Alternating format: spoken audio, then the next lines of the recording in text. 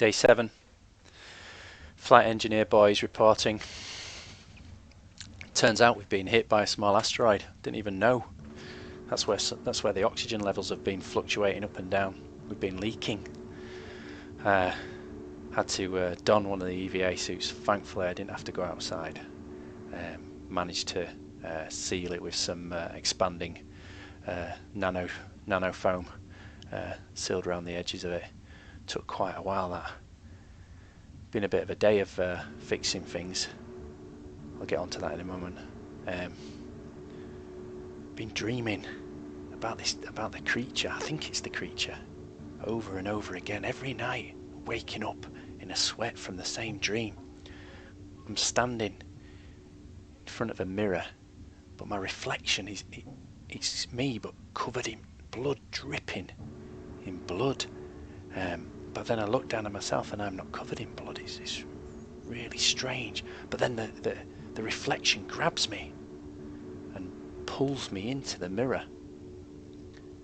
And then next thing I'm looking at myself, but it's no longer a mirror, it's a pane of glass, and I'm knocking against the glass because I can see myself, and I know it's not me, it's the creature, but it looks like me.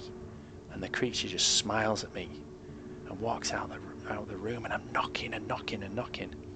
And then behind me I can hear more knocking, and as I turn around I'm surrounded by other windows with the crew on the other side, and they're knocking at me, trying to get my attention. Some are screaming, "Find us, find us." Others are screaming, "Save us, free us." And some are just shouting, "Flee, flee." That's when I wake up, shaking, covered in sweat. What does it mean? It means I'm going crazy. I'm losing it. Well, something that, I don't know, it's been playing in my mind, something that might link to that dream is I was going around the ship today. I thought I'd finally get around to fixing the damage from all the fighting and the skirmishes.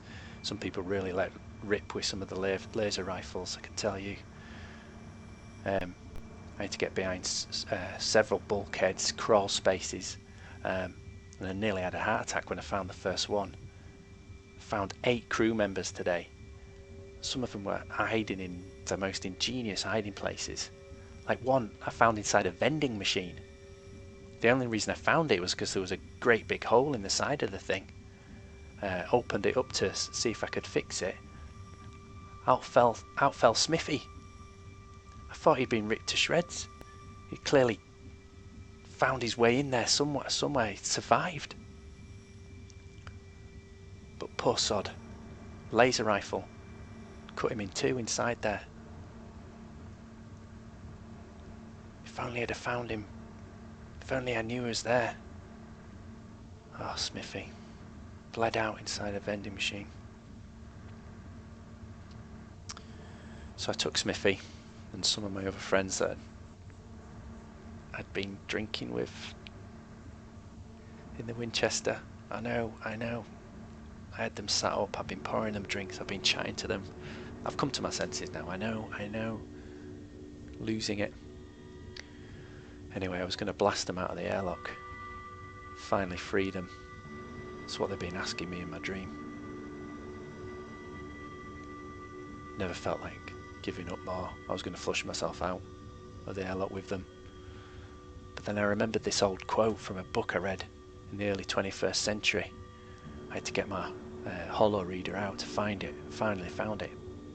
It's by a guy called Terry Pratchett. It took me ages to find which one. He wrote loads. Absolutely brilliant books. One called Nation. Anyway, I read it, and I read it to them, and it made me feel better. I couldn't flush them out, but it made me feel better. The quote was, "When a shark is coming at you, you're already dead," old Nawawi had said. And since you were already dead, then anything is worth trying. I'm not giving in. Flight engineer boys, signing out.